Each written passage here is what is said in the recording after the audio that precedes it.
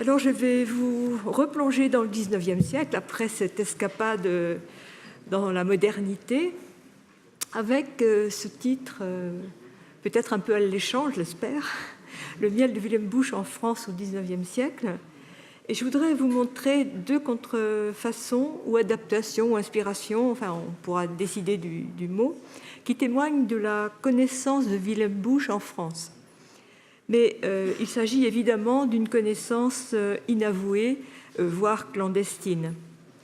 Lors de la précédente rencontre qui s'est tenue en 2013 ici même, j'ai montré comment Albert Robida avait repris un motif de Wilhelm Busch pour l'imagerie d'Épinal. Ça s'appelait Un bain agité. C'était publié en 1892 à l'imagerie Pèlerin. Et ça s'inspirait du bain du samedi soir de Wilhelm Busch, paru en 1868.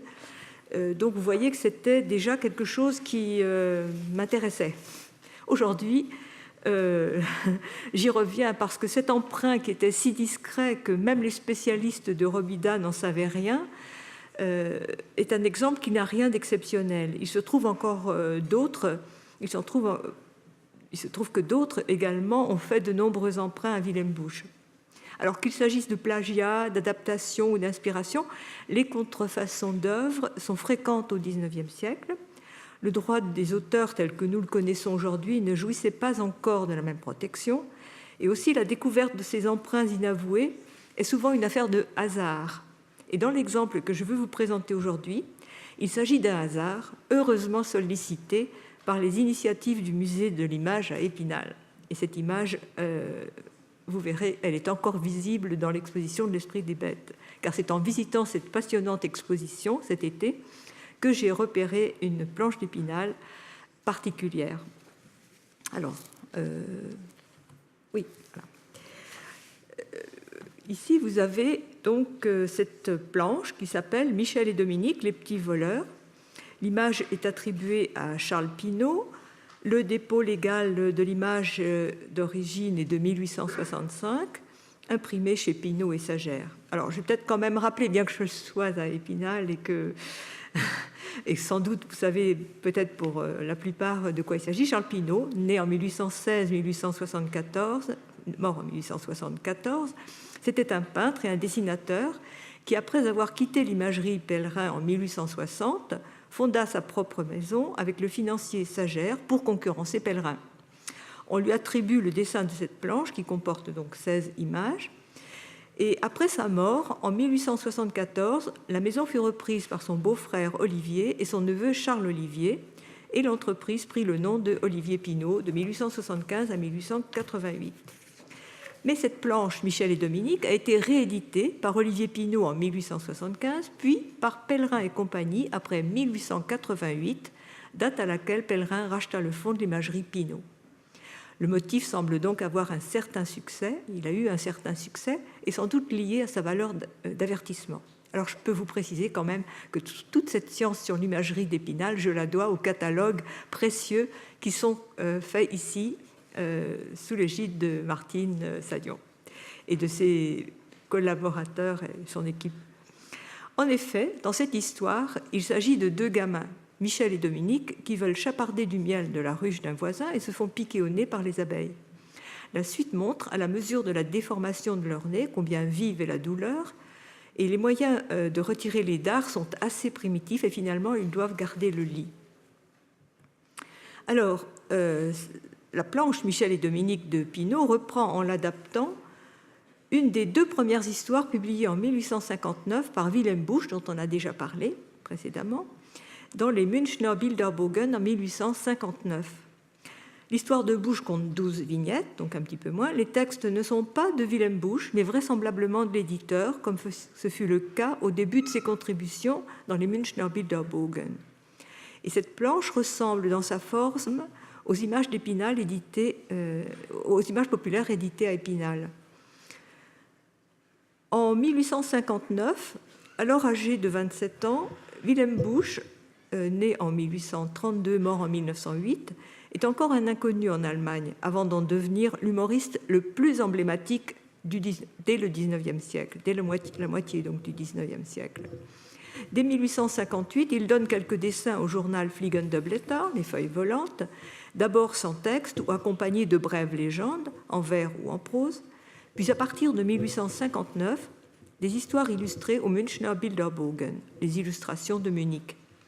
Mais c'est en 1865 que démarre sa célébrité avec les farces de deux gouvernements, Max et Moritz, dont Thérèse Villers a déjà parlé, et pour laquelle je rappelle cette histoire, pour laquelle je rappelle qu'il y a une superbe exposition à voir à Strasbourg en ce moment au musée Tommy Ungerer, dont ces deux petits voleurs dont il est question ici, avec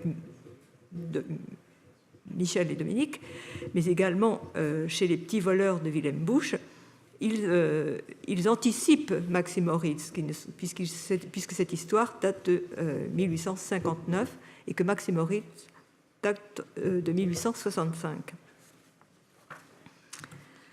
Alors, un petit rappel, quelques précisions sur la presse satirique et humoristique à Munich, aux éditions Braun et Schneider, où Wilhelm Busch a fait ses premières publications. Les Fliegende Blätter, les feuilles volantes, étaient un journal humoristique et satirique hebdomadaire qui faisait 27 cm de hauteur sur 24 de largeur, c'est-à-dire à peu près un format A4. Il a été fondé en 1845 par l'éditeur Braun et Schneider, une société fondée par le peintre Caspar Braun et le libraire Friedrich Schneider, et la publication s'est poursuivie jusqu'en 1928, puis ensuite avec un autre éditeur jusqu'en 1944. Le journal de 8 pages, pendant longtemps non daté, proposait des histoires, des poèmes, des dessins humoristiques, des caricatures. Les premiers dessins de Wilhelm Busch dans les Fliegende Blätter sont des illustrations sans texte.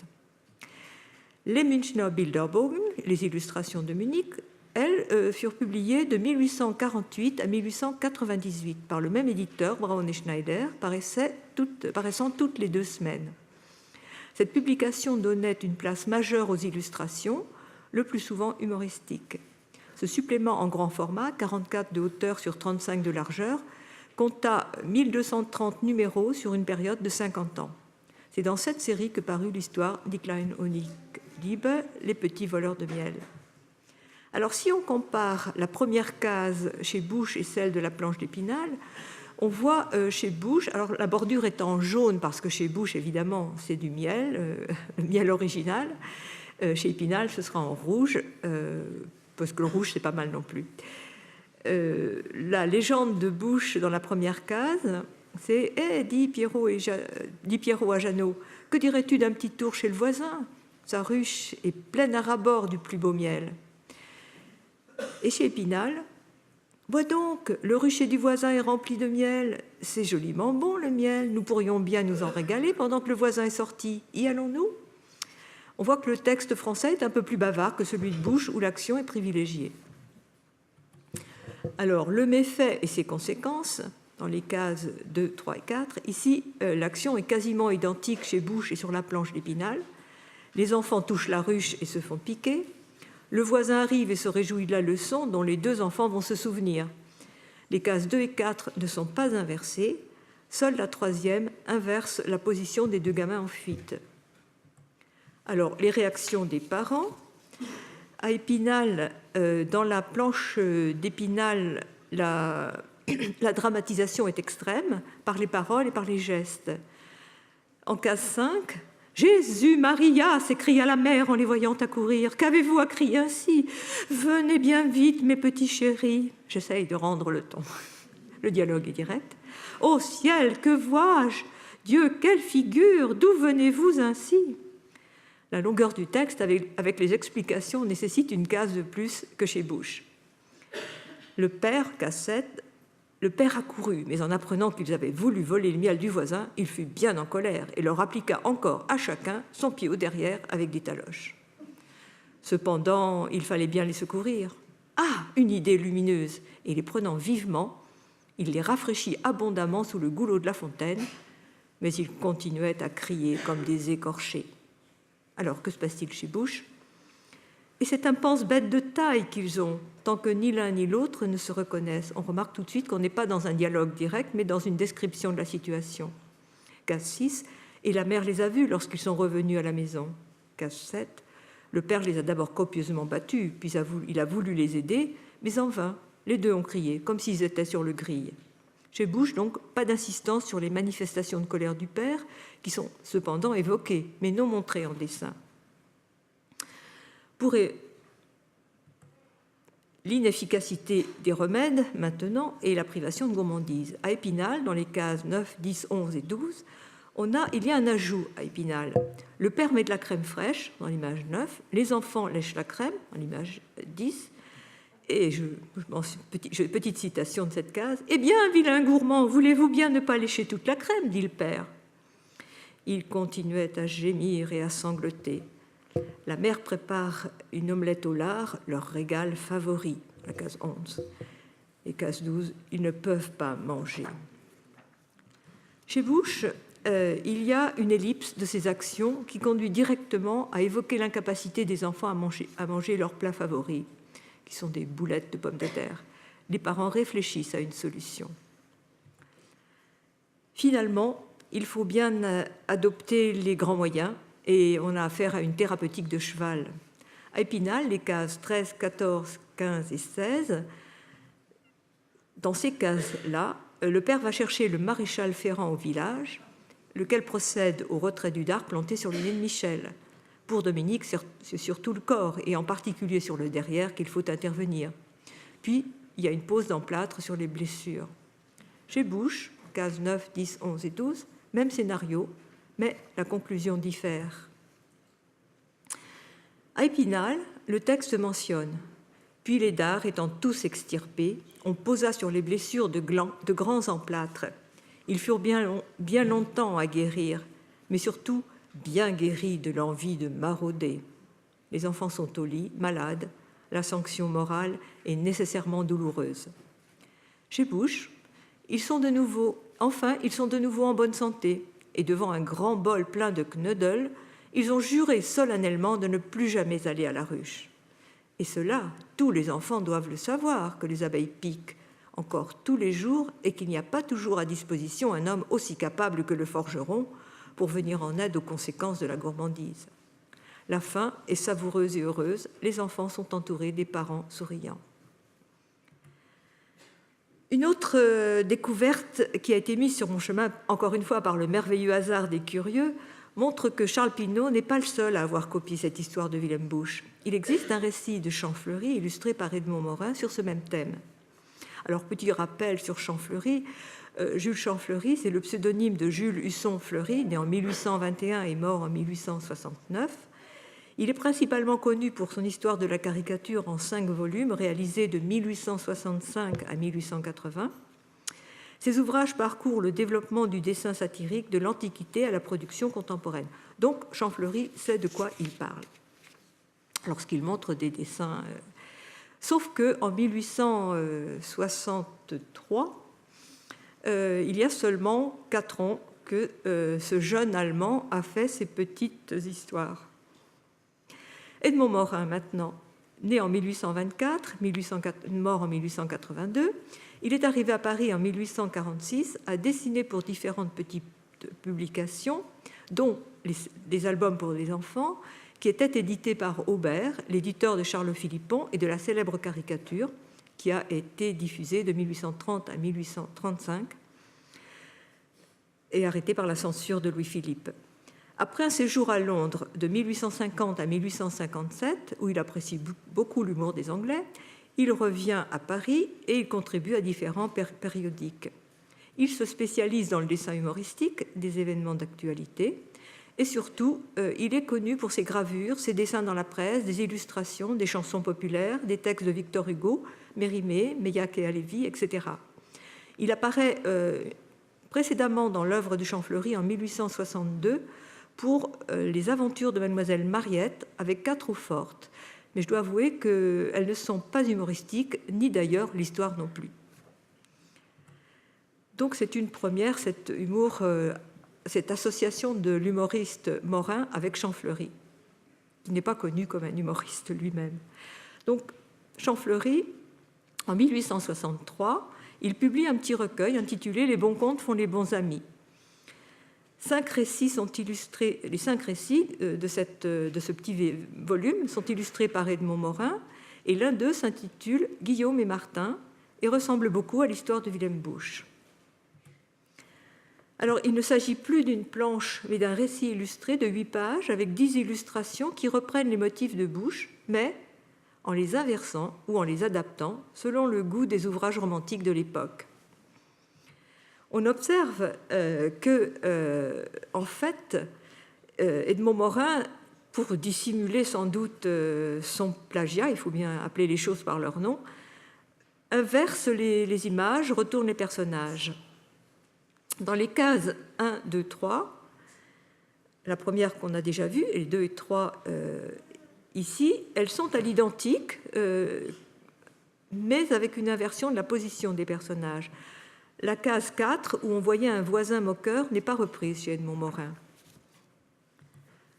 Évidemment, l'exagération caricale des nez est inversée chez Morin, mais elle est reprise presque à l'identique chez les deux. Ensuite, on a les premiers soins. Pour les premiers soins, c'est la mère en case 7 qui actionne la pompe chez Morin, alors que c'est le père qui apparaît chez Busch. On remarquera au passage que chez Morin, il y a un effet esthétique d'une mère plus jeune et plus belle que celle de Busch, qui semble quand même plus âgée. Ensuite, dans l'histoire, souvenez-vous, la gourmandise est empêchée, et dans le case 8, et l'exagération caricaturale des moyens, en case 9, se fait avec l'aide du maréchal Ferrand, et c'est évidemment un remède de cheval qui est appliqué. Après un repos au lit, plus exactement, chez Busch, une image que j'allais oublier parce qu'elle ne se trouve pas dans l'histoire de Champfleury, chez Busch, il y a un rebouteux qui intervient et non chez Morin. Enfin, après un repos au lit, dont on peut imaginer qu'elle représente une certaine souffrance pour les deux gamins qui sont très agités, très moteurs, il y a la même fin savoureuse et heureuse. La mère se tient à l'arrière-plan chez Morin. On voit les deux parents chez Busch, très souriants. Petit retour sur Wilhelm Busch et sur les sources de son inspiration. Que dire de Wilhelm Busch? Peut-être ne savez-vous pas qu'il est né dans le nord de l'Allemagne, à Wiedenthal, en 1832, qu'il est l'aîné de 7 enfants, qu'il est confié dès l'âge de 9 ans à son oncle maternel, le pasteur Georg Klein, qui se charge de son éducation. Il passe donc son enfance à Ebergötzen, près de Göttingen, de 1841 à 1846, dans un village où son meilleur ami est Erich Parmann, le fils du meunier. Et dans ses mémoires, son autobiographie, à la fin du XIXe siècle, il écrit « Le jour même de mon arrivée, donc dans ce petit village, je devins ami avec le fils du meunier et ce fut une amitié durable. » Il raconte encore comment toute sa vie il est allé lui rendre visite et comment, en dormant à côté du moulin, l'eau de la roue du moulin ne le gênait pas pour dormir. Donc son oncle, le pasteur, est un érudit, c'est un homme d'environ 36 ans qui le prend en charge, et apparemment c'était vraiment quelqu'un de très bien. C'était avec qui Wilhelm Busch n'a pas eu de difficultés, sauf une fois où il s'était moqué d'un enfant un peu simple, et son oncle l'a battu avec la tige sèche d'un dahlia. Donc vous voyez, les férules étaient quand même assez modestes, et c'était la seule fois où il a été battu. Donc cet oncle était un féru d'apiculture, c'était un savant, et Wilhelm Busch, dans cette lignée, partage cette passion, et il souhaite un moment devenir apiculteur. Donc on voit comment cette histoire s'inspire bien de la jeunesse du dessinateur.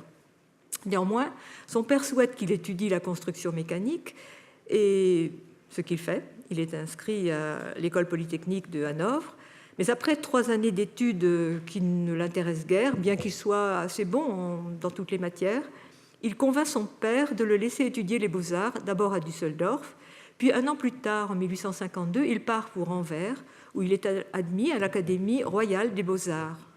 Là, il est atteint de la fièvre typhoïde en 1853 et revient chez ses parents à Wiedenthal pour sa convalescence.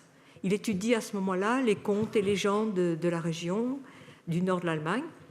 Et en 1854, il est rétabli et part pour l'Académie des beaux-arts de Munich. Donc vous voyez qu'il a un parcours de formation académique tout à fait intéressant et solide. En 1858, à Munich, commencent ses premières contributions au Fliegende Blätter, qui dureront jusqu'en 1870. Il faut bien gagner sa vie. C'est un travail alimentaire, selon lui. Mais il se sent surtout, il ne se sent pas à la hauteur des maîtres hollandais qui l'ont beaucoup impressionné. Et donc, les histoires illustrées vont être un petit peu un pis-aller. Et le thème, pour revenir au thème des abeilles, qui était quand même mon point de départ pour vous entraîner sur le chemin de Willem Busch, ce thème des abeilles, il apparaît à plusieurs reprises dans ses dessins et dans ses histoires. Il y a une histoire assez longue dont on voit quelques originaux d'ailleurs au musée Tom Ungerer, Schnudibur oder die Bienen, qui date de 1869, alors qui a été traduit très bien d'ailleurs par Badaboum ou les abeilles. Très belle histoire qui évoque les dessins de Granville d'ailleurs. D'Herbert, L'ours et les abeilles, d'Herbert und die Bienen, mais ça c'est beaucoup plus ancien, en 1894.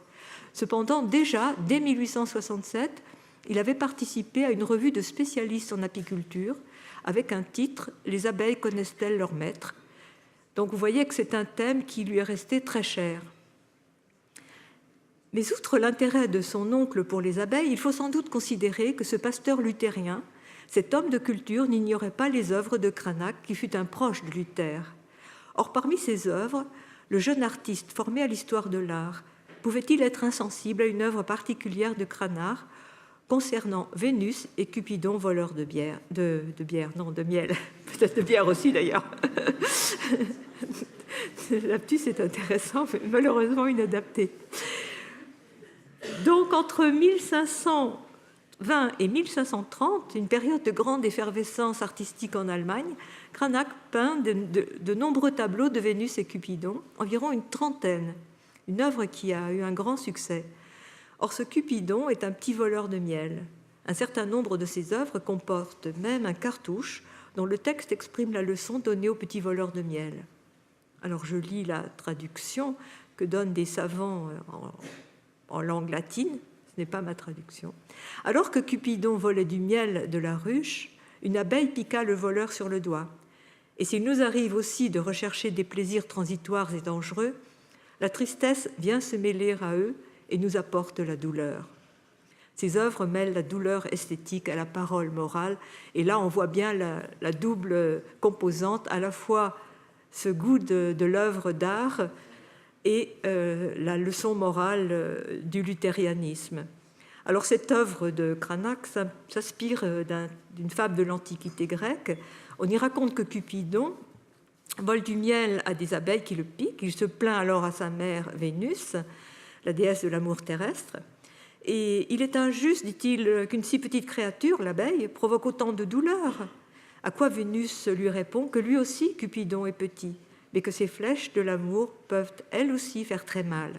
L'amour est à la fois douceur sucrée comme le miel, quand il est spirituel et platonique, et amertume et douleur brûlante, quand il est physique et terrestre. Cependant, une interprétation plus triviale est parfois évoquée. Les piqûres des abeilles ou des flèches ne sont pas que sentimentales. Comme de nombreux textes contemporains, elles mettent en garde contre le danger des plaisirs transitoires. Elles faisaient aussi référence aux maladies vénériennes qui faisaient rage à l'époque et étaient diffusées par des décennies de conflits féodaux puis religieux.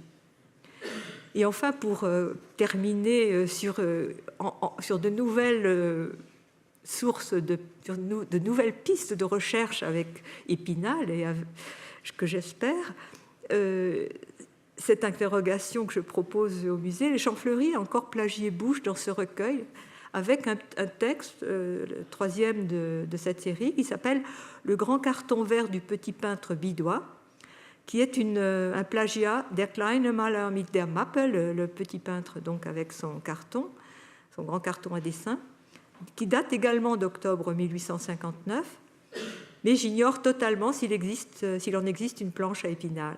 Voilà de nouvelles pistes qui s'ouvrent à nous.